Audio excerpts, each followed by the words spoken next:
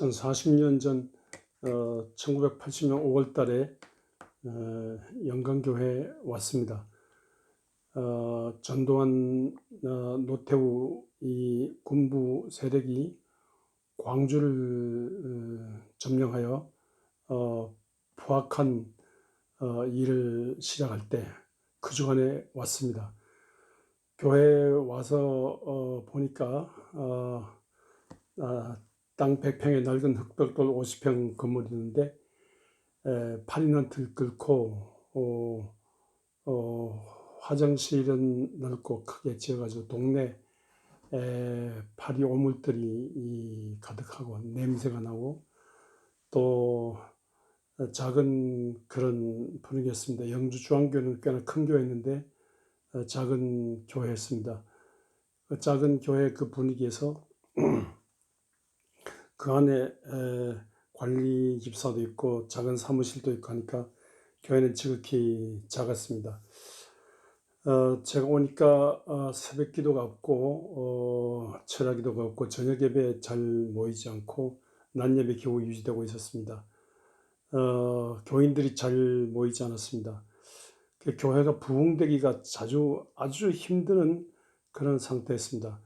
그래서 교회가 부흥될 기미도 없고 또 나라 민족의 상태는 어렵고 그렇게 해서 이 민주화 운동을 위해서 이 땅의 평화를 위해서 정말로 기도해야 되겠구나 이런 생각이 들었습니다. 그리고 이 시대에 교회 하나가 부흥되는 것이 얼마나 위중합니까? 교회가 부흥될 기미가 전혀 없어서 저는 어찌할 수 없어서 하나님께 매달려 기도하기로 했습니다. 사택의 짐을 다 풀기도 전에 저는 그 트란지스터 라디오 하나 갖고 교회 이 의자에 긴 의자에 누워서 농성하다시피 하는 그런 그 작전 기도를 하기 시작했습니다. 한 주간 동안 금식 기도하면서 하나님 앞에 매달렸습니다. 근데 금식하면서 기도하기 시작하는데 이상하게 자꾸 눈물이 나와요. 또 눈물을 닦으면 또 흐르고 또 흐르고 또 흐르고. 그래서 나라 민족의 장래를 생각하면서 교회 미래를 생각하면서 자꾸 기도하는데 눈물이 나왔습니다. 그래서 이상하다. 이렇게 눈물이 이렇게 왜 나오느냐 그렇게 생각했는데 로마서 8장에 보면 성령이 말로 다 할 수 없는 탄식으로 내 속에서 울어주시는 말로 다 할 수 없는 탄식으로 울어주시는 그런 눈물 같은 그런 느낌이었습니다. 그렇게 울고 사는데 금요일 밤에 그것이 전통이 되어서 40년 동안 철학이 되었습니다만 금요일 밤에 어떤 보이는 어떤 분이 저를 끌어안고 와서 많이 금요일 밤 자정쯤에 그렇게 많이 오셨습니다. 나는 그분을 끌어안고 울고 그분은 나를 끌어안고 울고 그래서 목 놓아 울고 헤어졌는데 그분이 가시면서 제 귀에다 대고 하신 말씀이 네가 이렇게 날마다 울면서 눈물로 이 목회를 하고 눈물로 이 제단을 적시면 그러면 눈물이 이 제단에 베일 때 눈물이 제단에 흘러 눈물이 베이는 제단이 될 때 그때 교회가 부흥되리라 이런 말씀을 하고 떠나세요. 그럼 환상 같았습니다. 그 눈물을 닦고 생각하니까 어머 그분이 안 계시는데 이분이 이 하나님 보낸 천사 같은 분이었다 이렇게 생각했습니다. 야곱이 야복나루터에서 이렇게 울며 기도하는 그 밤 있었지 않습니까? 한돛비가 부러지는 그 밤 있었지 않습니까? 그 밤 같은 그런 경험을 하면서 위로가 되고 힘이 났습니다. 하나님이 함께 하셨구나. 하나님이 나를 끌어안고 오셨구나. 성령께서 내 가슴 속에 울고 계셨구나. 이런 나라와 민족을 위해서 교회를 위해서 성령께서 오셔서 말로 단식으로 나를 붙들고 오셨구나.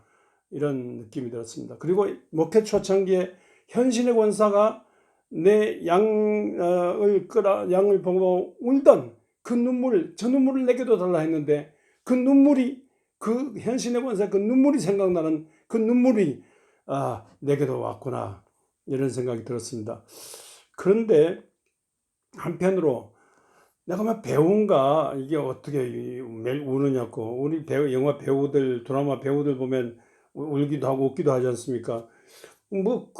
어떻게 우느냐, 그렇게 생각했는데 놀라운 사실은요, 그날 밤부터 기도만 했다면 눈물이 나는 겁니다. 그 40년 전에 그날 밤부터 기도만 조금 세게 했다면 눈물이 줄줄줄 쏟아지고 했는데, 정말로 40년 동안 눈물이 쏟아지면서 썰물같이 모든 허물과 죄된 것이 나가고, 밀물처럼 하나님의 은혜가 물된 동서같이 끊이지 않는 샘으로 들어오고, 썰물같이 죄악이 나가고, 밀물같이 하나님의 은혜가 들어오고, 이런 중에 교회가 부흥됐습니다. 그리고 제가 우니까 한 사람 한 사람 기도의 사람들이 또 울고 또 울고 또 울고 또 울고, 그래서 그 눈물이 배인 재단이 됐습니다. 그 눈물이 가득한 재단이 됐습니다. 이 휴지통에 그 눈물 닦은 이 종이가 크리넥스가 꽉꽉 찰 정도로 새벽기도 마치면, 철학기도 마치면 그렇게 눈물이 배인 재단이 됐습니다. 그래서 성경에 없는 말이지만 그 눈물은 이렇게 회개하고 하나님을 간절히 구해서 하는 그 눈물은 성령의 불이 붙는 기름이다, 이런 느낌이 들었습니다. 이게 밀물 썰물 같은 이런 눈물 경험을 하면서 성령의 불이 붙는 그런 경험을 하는 중에 우리 교회가 이렇게 크게 부흥되기 시작했습니다. 우리는 눈물배인 재단이 됐습니다.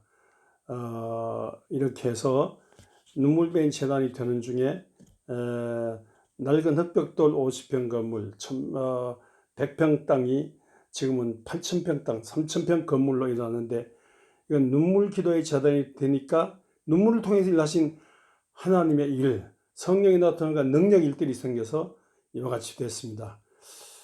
에스겔 9장에 보면요, 이 민족이 막 무너질 때, 그때 눈물이 없는 사람들을 징계하라, 아니 눈물이 없는 사람 죽이라, 그렇게 했어요. 그러나 진짜 이 하나님의 일을 위해서, 민족과 나를 위해서 우는 그런 눈물이 있는 사람, 그 사람은 보배고 하나님이 함께 하시는 사람이니까 그 눈물이 있는 사람들 이마에 표를 하겠습니다. 그래서 천사들이 눈물 있는 사람 이마에 표하고, 근데 눈물 그